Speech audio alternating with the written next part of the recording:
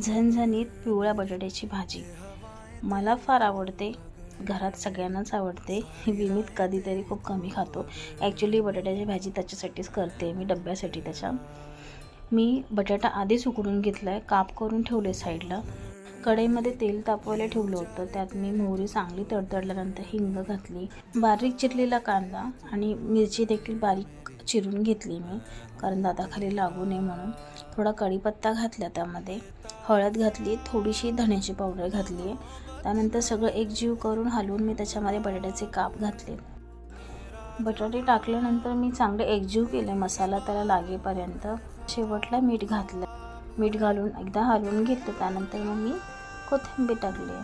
तुम्हाला जर ही रेसिपी आवडली असेल तर नक्कीच लाईक करा, माझ्या चॅनलला सबस्क्राईब करा. Thank you so much.